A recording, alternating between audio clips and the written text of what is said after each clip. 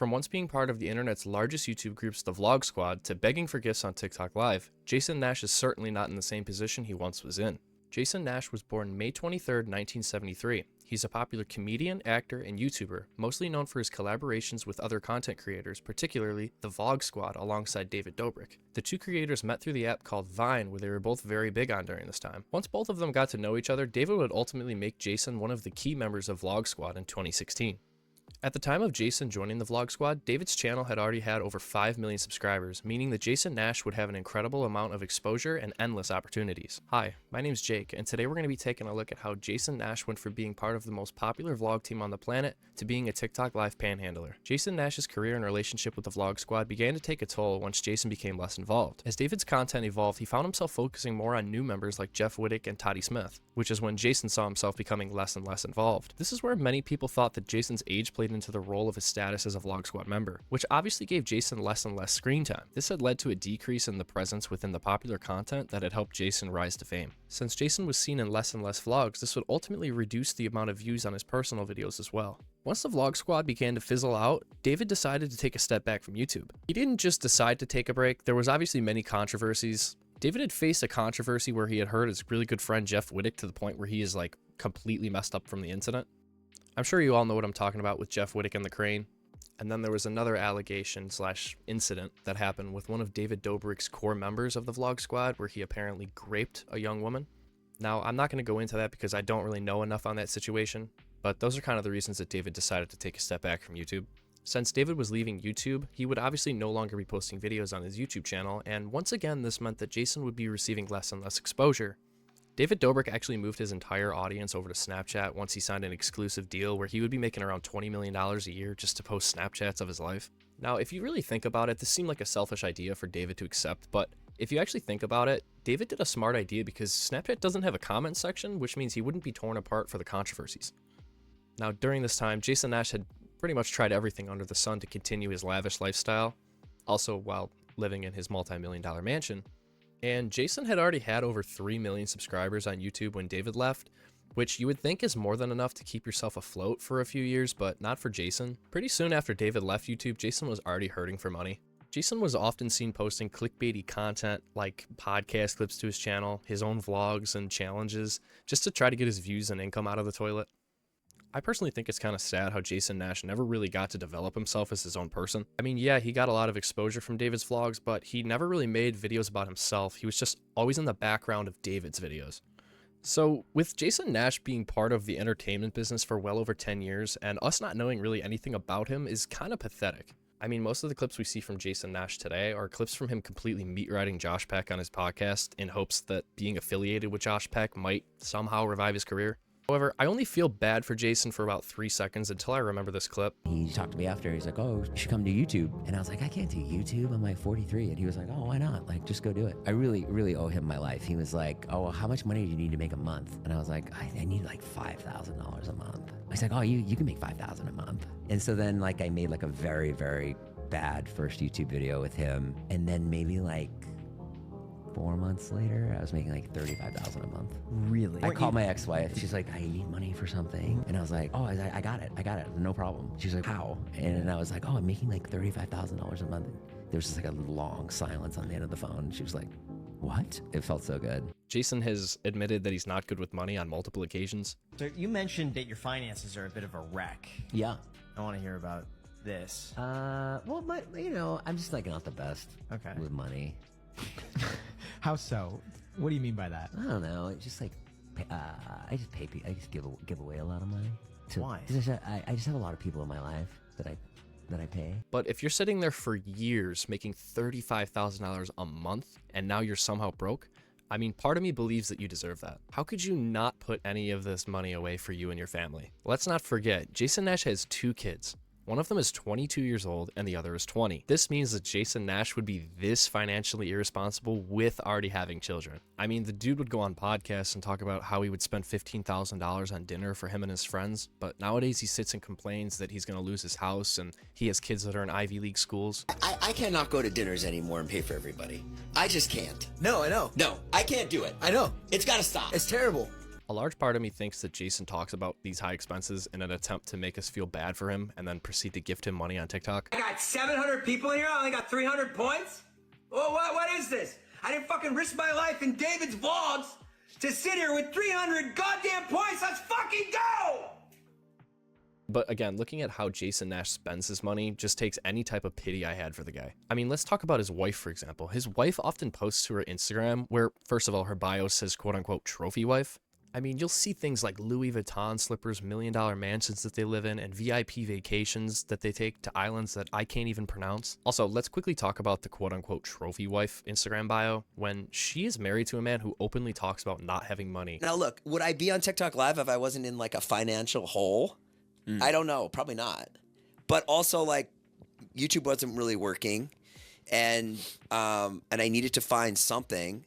OnlyFans, I can't do OnlyFans. They won't let me on there. I've tried multiple I've tried. They said no.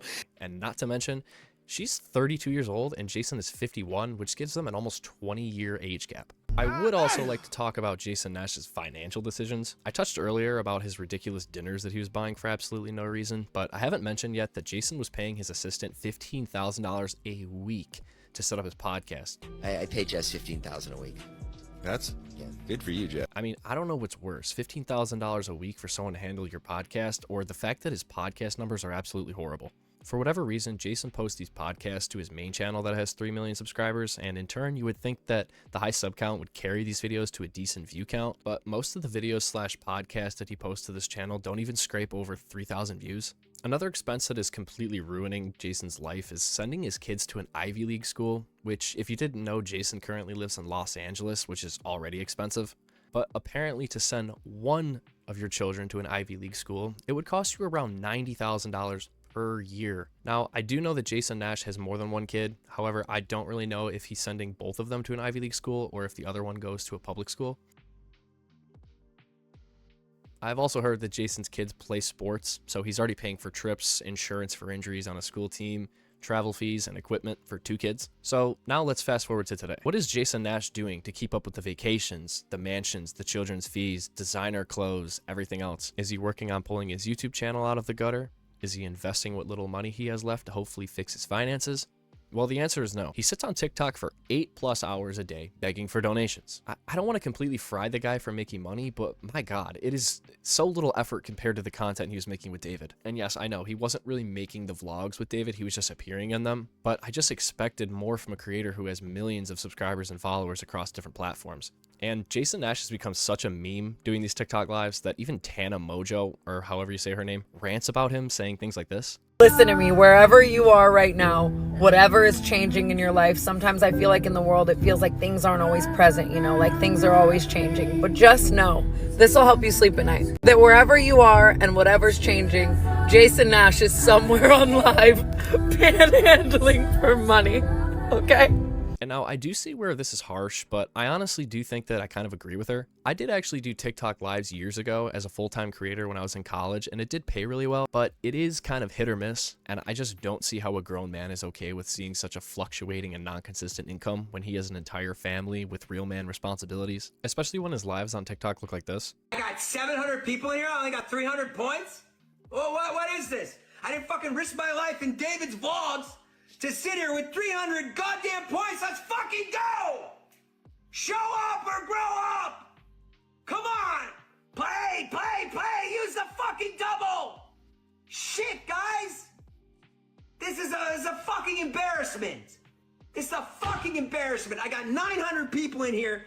I fucking entertain you your whole fucking show. Like, bro is literally bullying his viewers into giving him more money instead of just showing appreciation that he even has an income at this age. Like, to be honest, if you for years are making $35,000 a month, bro could be retired at this point, but instead he's literally panhandling and then making fun of his viewers, or at least degrading his viewers to the point because he's not winning in a TikTok battle. Like, that's what bro is doing at 51 years old. One thing that Jason Nash said on a podcast like a while ago, I don't know if I could find the clip or not, but somebody asked him, you know, Jason, why don't you just get a normal job? And Jason's response was, I have no other skills and that's just embarrassing. Like, I do understand where the guy's coming from in a way, because for the last 10 years he's only really known content creation and comedy, but then again, I think I would rather have a steady income.